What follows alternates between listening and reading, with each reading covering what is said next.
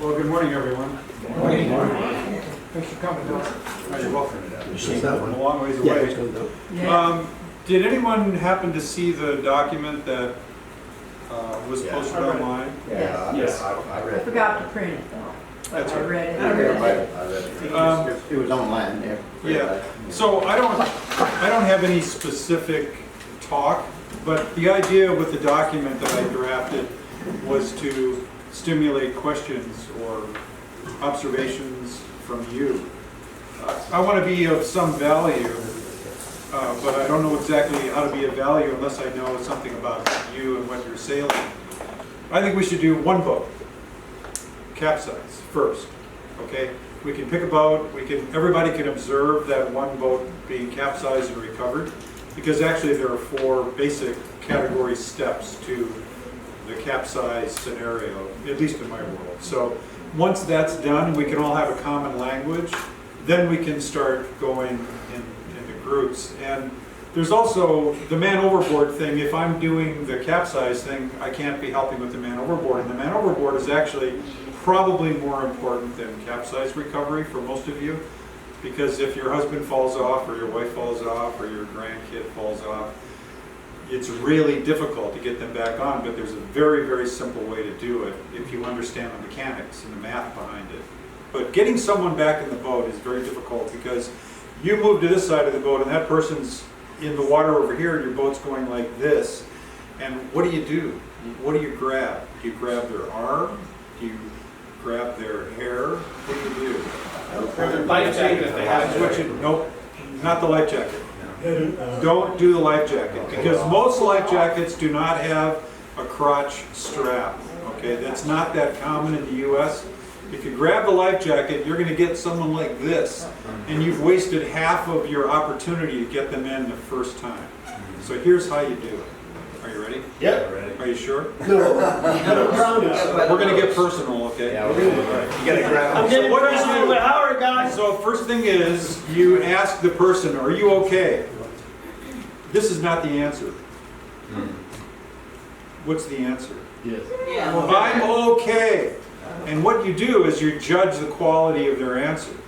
Okay? Are they, are they freaking out? Because you need to know before you do the next thing that that person's not going to grab you around the neck.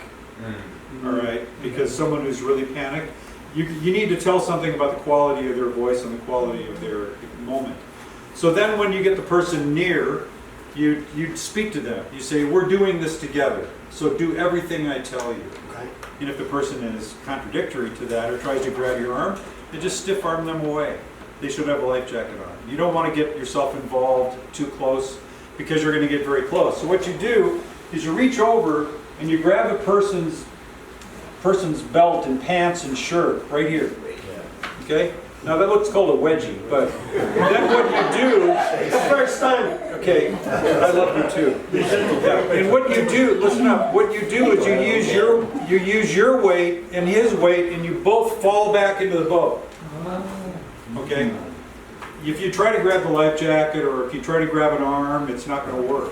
But you only do that if you're communicating with them. Absolutely. And you're both in agreement. Yep. Is there something to do when they're panicking and you can't Yeah, what do you, communicate with them? panicking? If they're panicking, And yeah, and they're gonna just cause more problems if you try to grab them. Do you just like, well, nothing you can do? all you can do is, it depend. I don't know the answer to that exactly because I don't know that person's personality. If someone's really freaking out, just throw something in the water. If they have a life jacket on, think about whether it's a line that they can get onto the boat. What you don't want to do is have them come into your boat, particularly like Pam's boat, the mirror.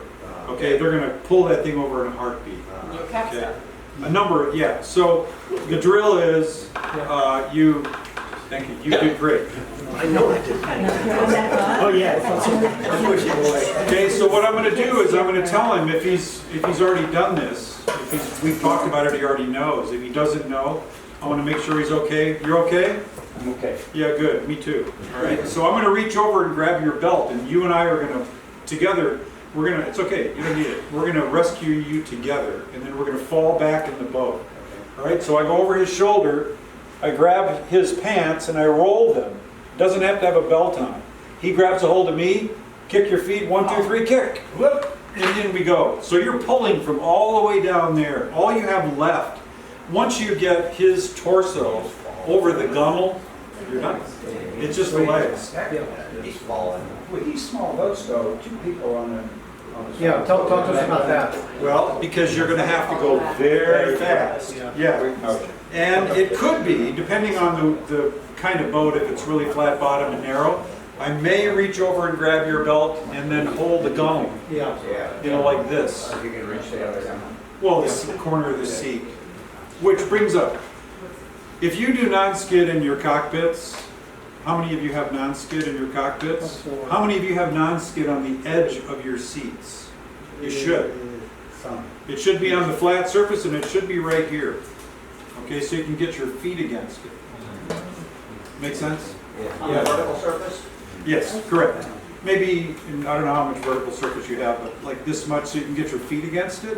It's also good for putting your hand on if you're pulling someone in the boat so it doesn't slide on it. Your boat looks slippery. Yeah. Yeah, you I don't have want skin at the slippery. bottom, but I don't have it on the side. Yeah, you don't want slippery boats. Yeah, okay. Okay, so that's really the man overboard thing. The porpoise reentry, if you're doing it by yourself, you need to pre-identify the lowest part of the shear line, obviously, right? And on a number of these boats, it's pretty obvious. It's right amidships. So what you do is you swim up to the side of the boat, and back to the life jacket question, you should wear a flat jacket. You know, lots of people buy these switch over kayaking vest or fishing vest with lots of pockets because it's fun to put your sunscreen and gloves and things. It's really a bad idea, okay? It might be convenient, but as soon as you try to start coming in a boat and there's hardware and a combing, you're going to catch. And in my experience of having rescued and taught rescue of a number of people through the years, is that the first time you try to re-enter is your best shot. The second time your power is probably diminished by 40 or 50%. Because first of all, it's very unnatural seeing your boat on its side. Unless you're a racing sailor or you do it all the time because that's part of the game. It's a very disquieting feeling. Your heart starts beating a little faster, you start breathing faster, you start making mistakes. And so your first chance is your best, your second chance, not so good, your third chance, you're probably not going to get in, is my guess, okay? There's a law of diminishing returns. So here's a guarantee for getting in. It's called a porpoise reentry. So you grab something, I don't know what it is, combing or hardware, whatever you can grab hold of. You take your hand, if you're right-handed, I use my left hand, and I put my left hand like this against the side of the boat. So now I'm holding the boat like this, and I push out. And as I push out, I start kicking my feet. And when I hear a splash, I know that my feet have broken the surface, and then I give one powerful dolphin kick with both legs, and I can get up to about here. And then I roll in the boat on my back, facing forward so I can reach the tiller and reach the main sheet. You never come into a cockpit on your stomach, right? If you go like this and then slide in, think about it. You're reaching over against the seat, you're doing something like this. Meanwhile, the boat's capsized to windward again, or it's starting to sail away. So you want to, in any re-entry, whether it's a porpoise, left hand or right hand on the side of the boat, pushing your body up level with the surface of the water, kick your feet, and when you hear the first splash, you know that your feet are up. It's hard to keep them up. Do a dolphin kick, or kick really hard and pull yourself in. Make sense? You're going in more level instead of up. That's correct. Yeah. And a lot of people who use rope ladders or other kinds of ladders they probably haven't used them because they don't really work. Yeah, they go under the boat. So you want to get yourself up. Like your GIS is probably perfect for a porpoise reentry, kind of slab side. It's pretty high. Yeah, I mean, like none of what you've said would really work on the go because it's so tender. I can't by myself stand on the side, it'll capsize. Yeah. I weigh nothing. So what I end up doing, like I've had a crew overboard, and I've only ever had fit crew go overboard. So, is I can get in by myself, no problem. Over the transom or the side? Well, I come in when I roll the boat. upright, right? So I come in as, this is capsize recovery. Right. There was two of us, we both went in, and I go in as the boat uprights, and now it's sitting low in the water. If I want the other crew to come in, we let the boat, the gun will go under because it's already kind of in that state. Let them kind of do the dolphin thing, and then as I transfer my weight to the high side, I lift them up out of the water and they roll into the boat, right? Right. And I've done that at multiple states because the problem is if you do that with the boat swamped, you've got another 200 pounds in the boat swamping it even lower, right? So there's an optimal point where the boat's sitting low in the water, be like half empty. But have you done it in any wave pattern or wind? Yeah, but never like 6-foot waves. It's always, Right. 2-foot chop. Then Because- you use your electric pump. Oh, yeah. Yeah. Well, right, exactly. Oh, but the bucket works too. We're always in warm water, so it's like, the crew can stay in the water for an extra 5 minutes while I get my stuff together. But on a tender boat, I can't imagine going to help them on the boat. It just won't work. You have to have a different, you have to have a different. Like I said, it doesn't work, I mean, Yeah. narrow boats with little freeboard, very tippy, it's gonna be more Yeah, difficult. or like the dories. I mean, that's why we practice, right? I mean, once you figure it out, it's not hard, but there's a timing to it that makes it work. And with a crew that doesn't know the boat, I have to tell them what to do, right? Which is the panic thing. But Yeah, I capsized the GIS in Cedar Key a few years ago and taught people how to recover it. yeah, it's pretty, I mean, as boats go, it's pretty easy. It's just a lot of bailing, right? Anyway, yes, Why don't you try coming over the stern? What's the reason for that? Because you can't. depends on the boat. Yeah, Depends on the boat. Many boats, the sterns are too high. okay. There's too much other things going on back there, the rudder, etc. For example, a mirror, you go on it with a transom. You don't come in amidships. Oh, you go, oh, okay. Over the transom, yeah. So let's go to the life jacket just for a second. I know we want to get outside, but let's say that you're upside down, your boat turtles, okay? And you're in the cockpit. Well, number one, you're going to be, most likely you're going to be in an air pocket. Not all these boats are going to turtle so nicely, but you're going to be in an air pocket. But then the problem becomes that you've got your life jacket on. So what you do is you take your life jacket off and you slide it all the way up on your dominant arm. That's how I do it. I slide it. So the life jacket's here, and it's one armpit is on my dominant arm. And then as I reach up, this arm is kind of floating around and getting lines out of the way, but the life jacket's not going to go anywhere because my dominant arm is what I'm grabbing with. And then I come up from under the combing, and then the life jacket goes back on. I'm not advocating you take your life jackets off, but that's how you get out from underneath a turtle boat. So the other thing that I see with capsizing is there are people who go out and capsize where they capsize in flat water conditions. And capsizes, in my experience, usually happen right at the shoreline with certain boats, when you're getting in. Or they happen when it's windy, countercurrent, you sit on a sheet. All those things I listed in the document. So, any other questions? I don't know what else to cover in the document. You mentioned I like, I'm going back to the life jacket and having the things on it, because that's kind of the thing that's been promoted in Florida with like the Water Tribe, is, having everything in your jacket, big pockets, radio, strobe. That's a really, really bad idea. And I've never really thought about it being a snagging kind of problem until you mentioned it. But you mentioned a mesh cover. Right. Is Yeah, that the life a commercial jacket, product? the or is it life something jacket you that make? I have 4 or 5 extra sport flat jackets. I don't know if they're made anymore, but there are many, many flat jackets that are made now Yeah, with sure. one little flare pocket, Like which a is okay. skiing jacket would be like Yeah, flat. there's a bunch of them. I don't know what brands they are. But then I use a mesh vest over that's strong enough that I can clip into my jackline on a bigger boat. But it's got all the pockets, it's got everything I need, it's not heavy. So if I go on the water, I just unzip You could take it, grab that it, whoops, throw it in the cockpit, and then I've got the smooth jacket on. I've got a picture of it, but that I like vest, Yeah, I'd like you to see can it. buy those And that's a vests. commercial product. Yeah, you get a best The rope. one I have is no longer made. It was made by NRS. I'm just out day sailing, I don't wear it, for example. But when I know I'm going to really go out and be on my own, that thing it goes with me everywhere. And I keep a knife right here, and I've got all this stuff Yeah, figured all out. in that removable vest. Easily removable over your head. Yeah, any other questions? Yeah, I do. Yes. I'd like to see that, you know how you talked about doing, you grabbed a hand and you put a hand in the boat and you jumped in, but you rolled. I know I've done it in a kayak, getting back in a kayak, because I didn't want to go in face first. But it's been so many times since I've seen that, I want to see that happen.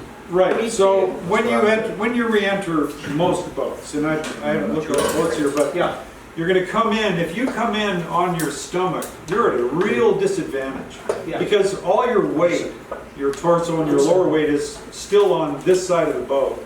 And you're gonna be clamoring to grab something, okay? Okay. Then you start pulling yourself into the cockpit, but your legs are still out. Then you gotta turn, it's really awkward. Okay. It's like being a turtle in reverse. Yeah, you're hyperextending your back the wrong way, right? So you can't get in the boat.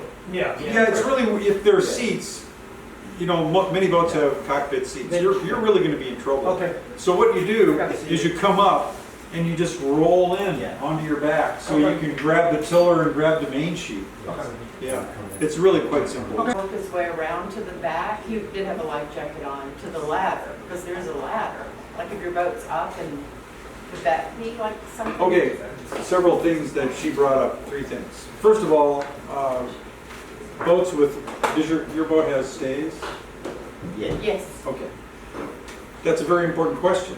You know, what does having stays have to do with any of this? Right, okay, and so there are 2 broad categories of capsizes. One is with traditional unstayed rigs, and the other category is generally with boats that have stayed rigs. They have shrouds, stays, they have, you know, some impediment that way. So, back to your question. If a boat has stays, and if there's a propensity for it to sail away because it hasn't been swum into the wind yet, Right. okay? So boats with stays typically have to be swum, the bow has to be swam into the wind.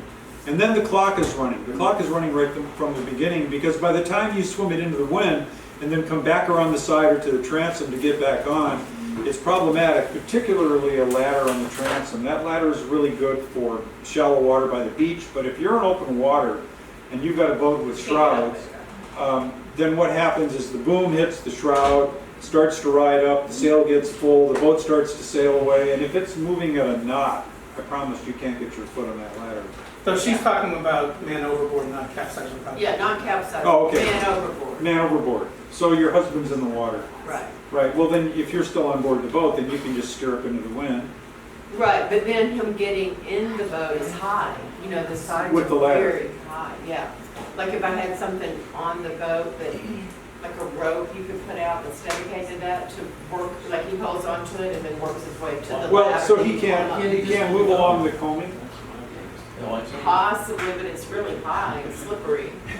Well, I mean, you can put pad eyes along the boat and run a line around it. Believe me, you don't, Yeah. you don't think right when you're a In the little water. bit- You're a little bit panicked. Absolutely, You don't. absolutely, I don't care who you are. And I was thinking for you. Like, I know, Yeah, I he was not. Yeah, I was like, get to the back of the boat to the ladder, and then I could get something. I was going, pick me up. Because it was So, deep water. we want to get on the water, but here, let me just clear up a couple things. Number one, man overboard. The way that I do man overboard training is I just go out sailing with someone, then I throw something in the water. And then, but we've already talked about it. So man overboard is not just pulling someone back in the boat, but it's sailing or motoring a pattern, Right. okay? And then there's a dynamic if you're with a group. What do you do with everybody else in the group? I mean, these are all addressed in the document that I wrote, but if you want to know, I can tell you if it's important.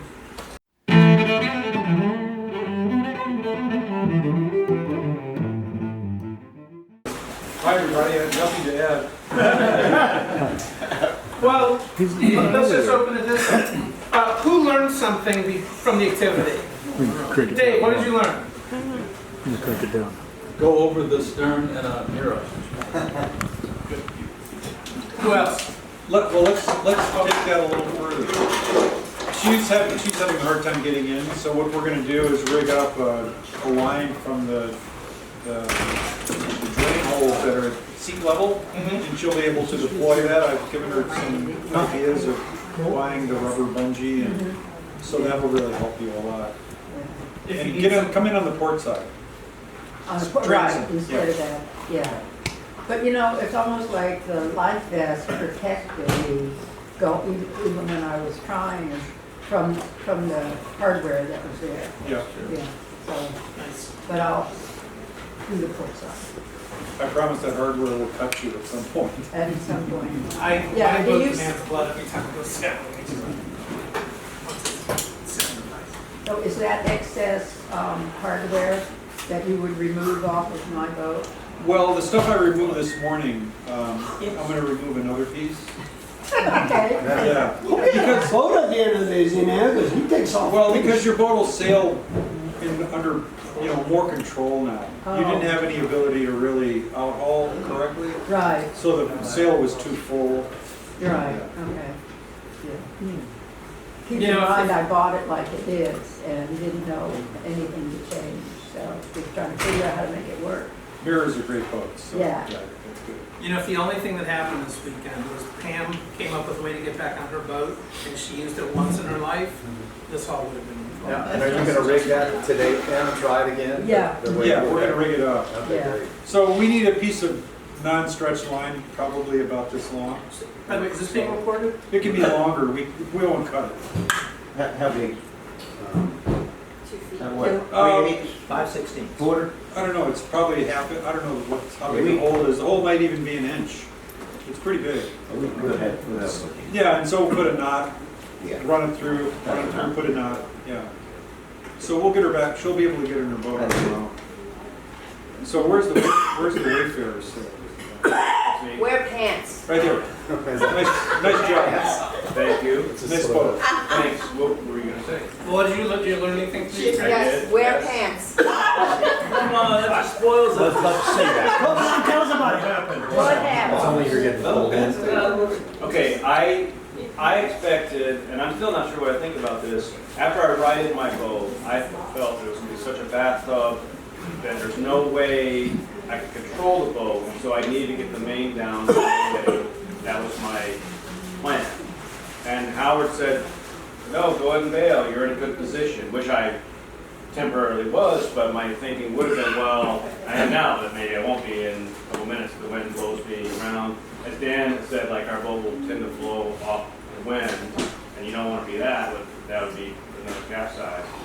But I found, actually, to my surprise, that just with the sail luffing, the main luffing, it just went in a straight line, it did not roll, and I was fine, I could just bail it out, I just bailed it out. Because you put the helm down. Yes, I did, yeah, and I did have a way to secure them. Yeah, that's the secret to that. So even with all, the two sails luffing, and if you put the helm down, it would sort of heave to, or kind of, It hit two on the sort luffing of heave forereach a little or something? Even though you didn't backwind the jib just from the. There was no jib up, which Oh, you just- so I wish I would have had a jib up, so I kind of cheated at that. I did it, so, yeah. The jib will complicate everything. So, we're thinking maybe I would get the main down and furl the jib, that was the plan, but perhaps, and then doing it again, if it's not crazy wind, I might. I wouldn't lower the main, unless it was really, really heavy air. I wouldn't lower the main. You're better to put the helm down and impede it somehow, either wrap something around it. Yeah, And just monitor, if you have to pull the tiller a little bit or push it as you're bailing. yeah. Yeah, Yeah, Another thing- the Wayfarers do not leave the wind well. I know. They're just constantly. Right, so the jib, you're better off getting the jib on that boat down. Okay. And just be aware of, getting to a point where you're falling off enough where the boom is hitting the shroud and riding up. Yeah, That's the only real issue. okay, right.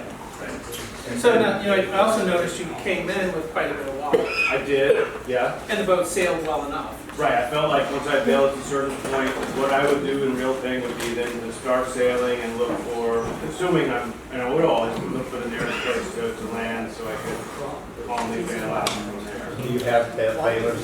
I don't, it's not self-bailing, my boat's not self-bailing. Yeah, you could put an Elfstrom type bailer in that, but you've got to be going about 3.5 knots. Might be able to do it in full water. They work. Yeah, might not be able to do that. Yeah. The other thing that I recommended for him was to go to the local feed store and buy a black Yes. rubber horse or cow feed bucket. They make one that it's round, but one side is flat. Some of the buckets people use that are like pickle buckets from a restaurant or hardware store, they're not adequate, really, because once the handle breaks, They're round. yeah, they're round. But you can buy that. I can't remember the name of the brand, but John knows. Rural King has them, they're $6, and they're in the aisle with all the buckets and everything. Rural King? A feed store, basically. Yeah. and if they don't carry one with the side straight, you can order it. Yeah, some like Tractor Supply doesn't carry the Feed, square off. yeah, it's called a feed scoop. What? Feed scoop. Feed scoop. Scoop. Scoop. Is it a handle you grab or it's got a? It's a bucket. It's just a regular bucket, but it's got a really heavy-duty handle on it. You can put a lanyard on it. You could drag it behind your boat. Okay. Yeah, That's I mean- something different. This is a, I got one of these. And you're talking about scoop. I've got one of each. I got a rubber bucket. We need to see and a that. feed scoop. I've got a picture of the rubber bucket in my laptop, but it's a black rubber bucket. The top curls over. It's really heavy black, kind of textured rubber. I guess horses like to eat things. Horse supplies. Pardon? Horse supplies. Yeah, Yeah, that's pretty cool. Okay. it's a great bucket. I think every small boat should have one. So you think, however, in the case of the Wayfarer, under any circumstance, you would never lower the main? Hopefully, if you were in real conditions, you had it reefed pretty heavily anyway. Well, in survival conditions or really windy You conditions, would I'd take it probably down. lower it, yeah. But today. But if you're just playing and you capsize, you wouldn't bother. Yeah, just get the boom to lure it and lash it temporarily and bail away, and then just touch the tiller every once in a while to, So you're lashing the boom just so it doesn't ride up on this. On the Yeah, so it doesn't prow. hit you in the head Yeah. and, be in the way, the main sheet gets tangled up on things. He was sailing along perfectly on that tag. Yeah. And because he's got water, he's got free surface effect water that's already moved to the lee side, and he's kind of standing to the lee side, the boat is going to jog along with just the main out. That's great. I enjoyed your presentation earlier this morning about reaching over and pulling somebody out of the water. And sitting out here in the shade with a pair of high-powered binoculars was very easy to observe people trying that. And I don't want to say who I observed, but she's sitting next to me. It's very important to have something to grab onto when you're trying to haul a person out of the water. Oh, is that the pants And reference? two-piece bathing suits don't work. Would you agree? It's just, when you think about it, if you've They'll got work. sailing You really have to clothing, get you need someone something that they'll you work. grab onto. It's the ultimate wedgie, So, Ted, Better than drown. you had made some comments about something that you had learned on your boat. What was that? One, I didn't think it was turtle. Two, But it did turtle, you're saying? it did turtle, yeah. And two, it was a lot harder to get onto that centerboard because with the boat, turtles, there's a foot and a half between the centerboard and the water where you're at. But when it's turtled, it's now 3 feet. 'Cause See, that boat is going to have a propensity to turtle because of the bow shape. Yeah. I didn't think that. I was Yeah, surprised. it seems like it'd be the opposite, but when you have a lot of buoyancy in the ends, and particularly yours with all that freeboard and rake forward, it's going to want to kind of pivot on that and turtle. So you need, I would do skegs with finger hole rod outs. And then in a flotation for the mast. Probably don't need it. Yeah, I mean, you Because that could. mast sunk, right? Yeah, I didn't see, did you put any pressure on the mast? And no, because I swam right out the back as soon as I went in the water. Yeah, But the boom surprised me that it sunk. then you probably ought to get a float, Yeah. because that boat will turtle pretty quickly. And the mast, I think the mast was on the bottom too. Yeah, was it touching the bottom? Mine was? Yes. It may have gone on over that if you've been deep water. For sure. Slow it down, baby. All of that. Even up Yeah, water. it wasn't. He's got a live demonstration. That's the bucket, yeah. Oh, wow. This is exactly the bucket. too big for my boat. So you can get it smaller. This one's bigger than Oh, it mine, comes but smaller? It Yeah, comes they in come one size smaller. smaller and also comes bigger. yeah, I think this, I forget what size. But the one I use is smaller, and I keep a lanyard on it. It's very strong. You can Okay. scoop flat with it. Okay. You can crush it.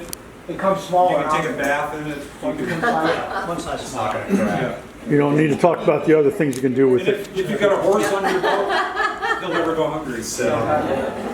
And that's the scoop. This is the food scoop, it's got a nice flat bottom on it, and this part right here is hollow, I'm not ready to move this around. and so it floats. Show the sponge.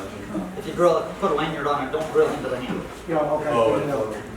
So Ted, the boat, didn't it just turtle like immediately? Like there was. Ted, tell me about your coming on the stern with the ladder. Did you still have problems? What was that? You had to have learned something The there. push-pull tiller was, made it hard, skinned my leg up trying to get over the top of that, and that took some dexterity The to arm crawl on the over tiller the push-pull tiller and it's the in the way. extension. And he would You can push that out of the way and come in underneath of it, but under the circumstances there, I was just scrambling to get in the boat before it took off on me. Because the sail came up and it wasn't pleated, but that boat won't head into the wind, that lug sail, Well, it'll what head it off. was causing your boat to head, what was causing your trouble was that as long as the boom is in the water, Yeah, that's going to be an issue because the boom is trying to, the sail is trying to sail the boat around, but the boom is holding it right. in from turning Mhm. quickly, and it doesn't right. That's why you got stuck at about this angle for quite a while. Then finally, the boom slowly came out and the boat righted. But I would definitely consider skegs with finger holes route-outs. just to give something to grip onto. Absolutely. That's what he. Well, his boat would sail better. Because it has no skeg now. It has no skeg, it has chines, and if he plays the chines correctly, but it can be a much better sailing boat. I think. With a, you could put one skeg, but he beach camps on it, so it's going to be like this. If you do dual skegs with finger hole route-outs, then you've always got something to grab hold of. You can grab hold of this one, you can grab hold of that one, or the opposite way. Yeah. Or you can stand on it. I think it would clean up. I didn't even think of the finger hole idea. That's great. Yeah, I mean, that's pretty cool. It'll slow you down. Yeah. You would think Yeah, so, we're all worried but about speed. if you're really fanatic about it, what I do is I make a jig, A little. and I just run down with my plunger outer, which gives a square hole in the end. Well, then I just take a little bit of 406 and epoxy and do a little fairing. Speed freak. A little fairing around your. That was the first time Red Rocket been capsized. Uh-huh. And I'm very happy that Mr. Bedard came along with me and did it. It was a beautiful dismount. I didn't know how to do it. Are you J.F. Bedard? Yeah. Ah. That's your dad? Oh, cool. He made me get in the water. You did that? Well, the way he did it though, when he stood on the side and went like this, that was beautiful. That's happened to me Sure, many we're talking times. Okay, about let me video. demonstrate capsizing as I step off the boat and it pops back. But when I went to write it, it felt like it only had to push down on the centerboard. I didn't do anything else. Correct. And it popped right up and it was in it. Yeah, well, he did a scoop. See, what he did was, I wish people could have seen it, but he did what's called a scoop. Okay, and so then if you're riding the boat, the smartest thing for him to do is, you guys have talked about this, he lays inside the combing, or, is that what it's combing? Yeah, we're kind of getting yourself, and as the boat starts to come up, you can start moving towards the weather side or the high side. I didn't even know he was there. Yeah, well, you did it correctly. This whole amateur move was beautiful, but the scoop, I said, he's going to scoop. So, Jonathan, the Wayfarer, I know you also did the man overboard, and there Yes. was some conversation about the maneuver and the route. What was that all about? I'm decided to retain Jenny's insurance policy. I'm unable to pick her up. We're gonna go and renew that. What happened? Well, I think I just, either it was windier than it's like the boat was going faster than I wanted to, and I just didn't stop to think like, she's the dock, I'm gonna come downwind of her and turn upwind. And I didn't do that. Instead I was doing all these different. You couldn't think of her as the doc, is that what you're saying? Yeah, You yeah. kept trying to get the right angle. Yeah, so I didn't really stop to think and say, okay, what am I doing? I didn't take an extra step, I think. Well, So you know, it's interesting 'cause- there's, what is her name, Jenny? Jenny, yeah. Hey, Jenny.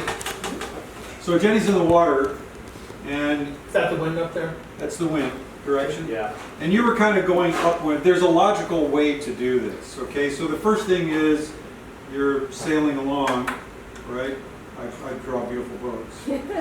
And she falls in the water. And so the first thing you want to do is you want to look at her and get some sort of range marks, just visually, immediately. That's what you want to do. You want to find, like, ideally 3 points, because maybe it's not a nice day like today. Throw her a seat cushion. Of course, if you've got something, if she's got a life jacket on, that's good, but then you can throw anything in the water, except your water bottle. Yeah.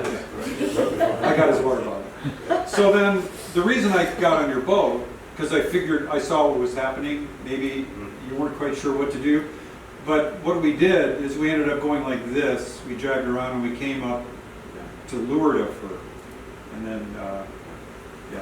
Which is the quick stop method, more or less. Yeah, because if you go to weather of her, your boat might blow down on her as she's trying to get up. It might be, there might be too much leeway being made. So let's say that you're out with a group of other boats and someone capsizes or falls in the water. If you guys, because you guys sail as a group quite often, right? Yes. You should decide beforehand. I would, respectfully suggest who's the most experienced person in the fleet, who has the boat that would be the most stable and with the most experienced person on it for doing rescue. Decide that it's Lonnie. Okay, so it's Lonnie and his boat, for this day or this trip. Then all the other boats just go down and reach back and forth to leeward of the person in the water or the capsized boat, and then one boat goes for the pickup or goes to do help with the capsize recovery. But all the other boats stay out of the way. The worst thing is if everybody comes, trying to help. Crashing. They just keep an eye on the person. And you want to be able to sail back and forth. You would think do it to weather, but then you might be getting blown down onto the capsize situation. So it's better to stay close, but just to leeward. And then you don't have to jibe. You can either chicken jibe or just tack around and come back and forth. Or if there are a number of boats, they can just stand off somewhere. They could go to shore. Yeah. One thing I would caution against is if it's choppy and windy, is approaching a capsized boat with your own boat, it is a disaster waiting to happen. We experienced this, JF and I, when, was it Blue Jay? Capsized out there. Blue Jay. Oh yeah, there you are. Legendary blue jay. And we went to rescue them. And I've never tried to rescue a boat that's completely swamped in whatever chop is out there, a foot or whatever. And I mean, there was 3 of us on a P-pen. Yeah. And it was a handful. First of all, not to have the boats bash against each other and do more damage. Somebody get a leg pinched between the two. And I mean, a Blue Jay full of water weighs how many pounds? And it's rocking around and flipping and trying to roll over on top of us. And so we're just like, I mean, it's really... So what did you do? Well, we managed it because it's relatively calm, and we tried hip towing the Blue Jay. We couldn't tow it because it would roll over. So then we got. It was full of water the whole time. And we weren't You able came to- aboard the P-pen, right, Dave? I don't remember. We got you out of the water. I got on. And then we tried to hip tow it, thinking that we could stabilize it. And that kind of sort of worked, but it was, I mean, there was 3 guys. Didn't it dive? It wouldn't say. Well, We weren't able to. yeah, I mean, as soon as Well, you get... if it's loaded with water, a hip tow is not going to, probably, you're right, probably not going to work. I mean, we couldn't bail it out. It's completely awash. But even if it hadn't been awash, the issue is if it's choppy and rough, you just really careful, unless somebody's life is in danger, to just rush in, get up alongside of them and try to help, because chances are, so you're going to get more hurt or damaged stuff. So if it's, if there's a person drowning, obviously, but just I don't know if you agree or not, but 2 boats together when it's choppy and one of them is swamped, is tough to deal with. Like really tough. But if you couldn't bail it out anyway, what's the person, if you stand off, the person can't get aboard and they can't bail it? Well, you go rescue the person, Yeah. But you want the person to leave the boat. And that's So what you they get did. close. They rescued It's the like person. exactly that approach from downwind. Just don't try to get up to the boat and, okay, I'm gonna help you bail or whatever. If it's calm, fine, or if we practiced it. But it was an eye-opener out here when JF and I did it. I mean, it was, we thought, oh, we'll just hop in and, tow it back in. Well, a Blue Jay has a rather hard gunnel, slab-sided, so that, I don't know, what kind of boat were you in?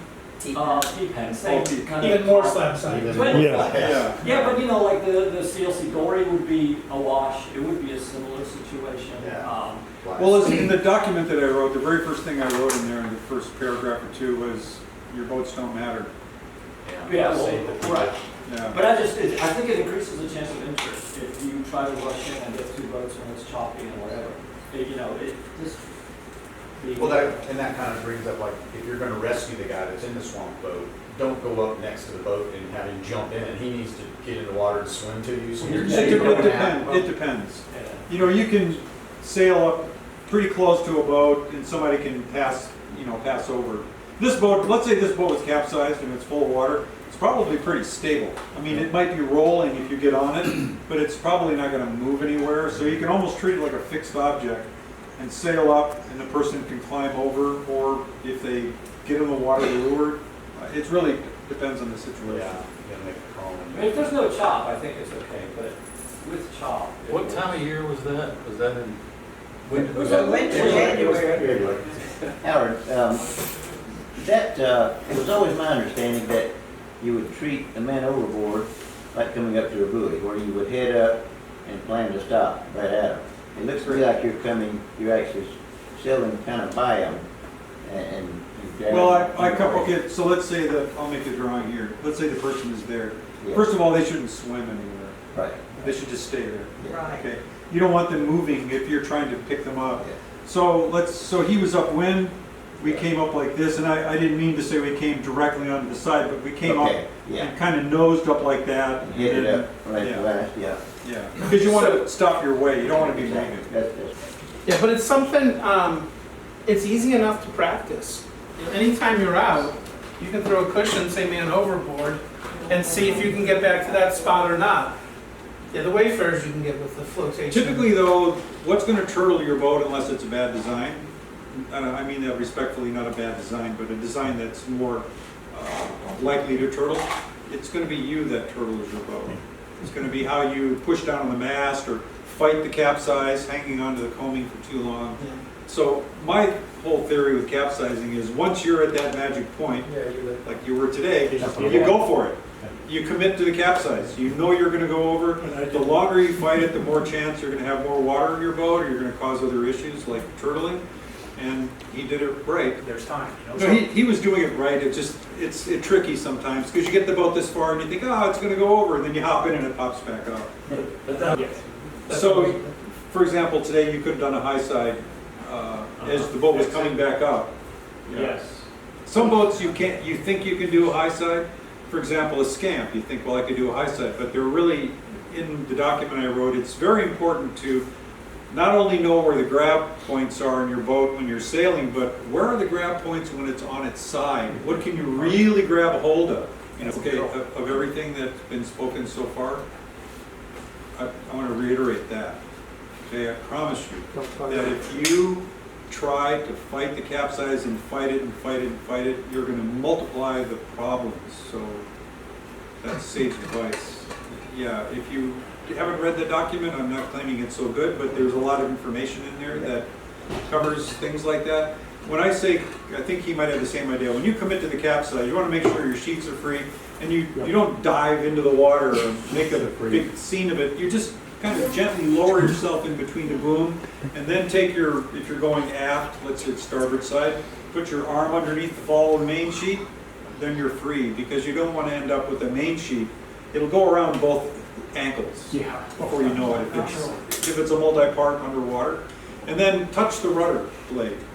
Look up, touch it, and as you go around, you don't want that rudder blade coming down and hitting you on the head. Capsizing shouldn't be dramatic. It should be manageable. You should get used to it and become comfortable with it. Capsizing should be a Well, when I was racing in college and afterwards, capsizing is a skill that you practice as much as you practice sail trim or anything. You have to know it, so it's not a shock. It's easy. You hop back up and you keep going. The problem with our boats is most of the time when we're sailing, we're cruising and we're full of gear. That's why it's important to do it now, Which is why and we it's want to important to do do it loaded, not just empty. Boats are totally different when they're loaded. That, the southwestern door, it would seem to me that it would be less apt to turtle if all the stores were in the lockers there because they're down at the bottom of the boat. Whereas today, he's empty, and it seemed to him that it would have a tendency to turtle.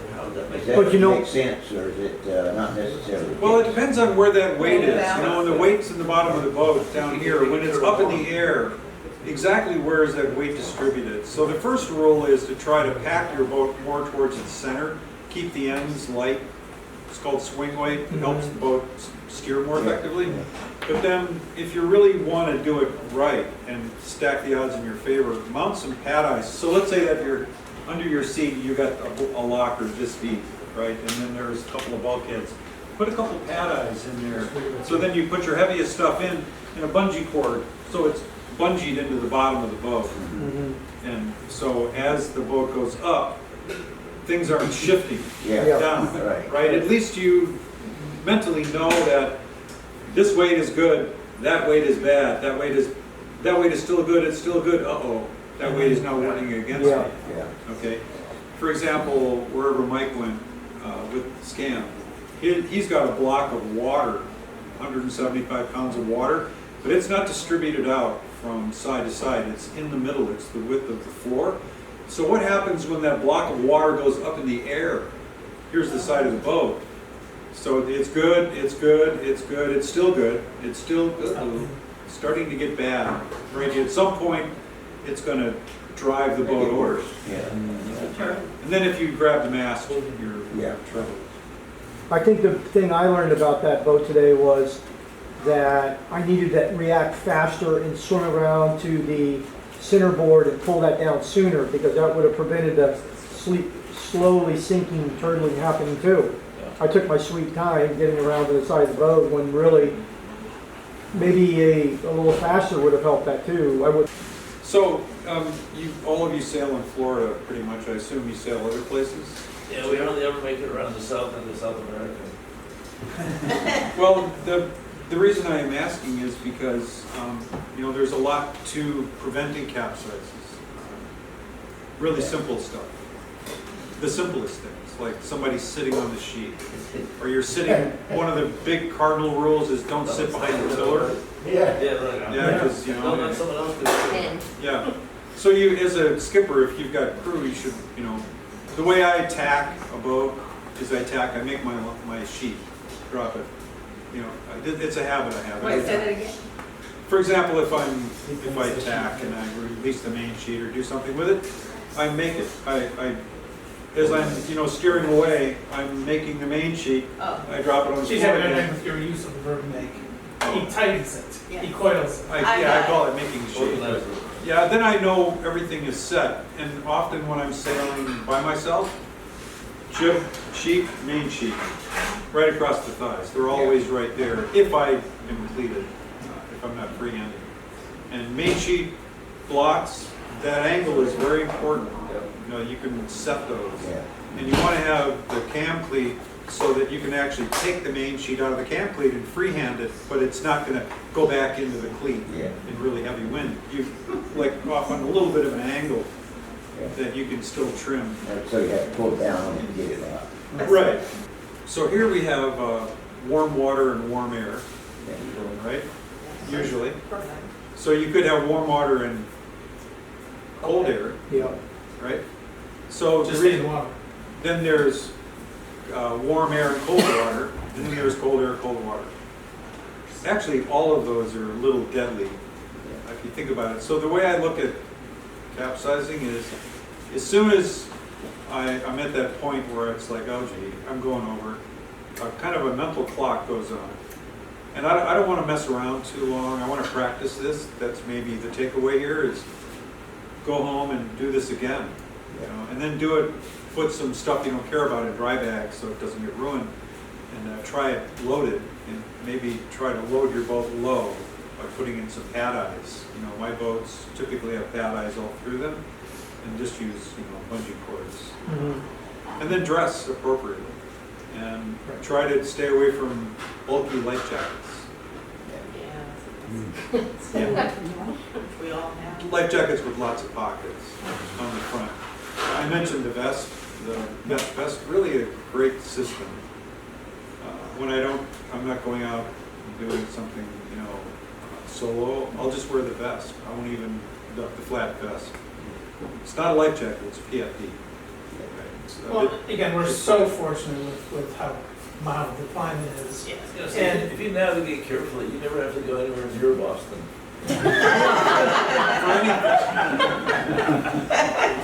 so, you know, it's just, there's no reason, you know, when I used to teach sailing, I told people that the sailing trip starts long before you leave the dock. It starts days before sometimes, looking at weather, thinking about pier condition, all these things. And the point I always make is they're sailboats, not ambulances. There's nothing that says they have to go out. And sometimes the smartest decision you make is, I'm not going sailing. And that's one of the things that, for everyone here, from this experience and others, determine what the right parameters are for you. You know, and I think that's how you sail a long time, is sailing. That's right. So there's a really well-known sailor that I'm sure all of you know, and he was a dear friend of mine, a canoe sailor later in his life, and he had an incident in Florida that he never told anyone about. I'm not going to tell the whole story, but he capsized in his canoe in Indian River and nearly lost his life, and he saved his life by taking the rig out and using the rig as kind of a drogue. And he was able to swim the thing to shore. And that guy is extremely experienced. Wow. You might know who he is, but that he came very close. He was very fit, even in his older years. So it can happen. And he got super cold. He was extremely cold. So. Indian River, that's not very far north. Yeah, I wasn't there, but he told the story to a group of us. Yeah. So it can happen. It can happen on a day like today. Well, Andy Wildlander, when he capsized that out at Palooza, you know, it was, I don't know what the temperature was, it wasn't cold, but 60 it or was 50, blowing with the wind chill. Yeah. And by the time we got him back in the boat, you know, he was cold. And he's an adventurer, he goes all over, but he was starting to panic a little bit. He was making bad decisions. He was making bad decisions back then. And he's pretty experienced at, you know, a lot of things. But it was time for him to get out of that water. I capsized once and I was in the water, really cold water for about 45 minutes. It's a sobering thing.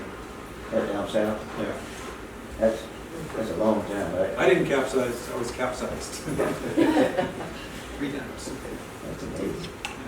But the cold is really that'll cause bad decision making in an instant. Actually, the whole thing, just your boat on its side, everything you talked about or made a list of or know you're going to do, out the window. Yeah. So just go back to the basics.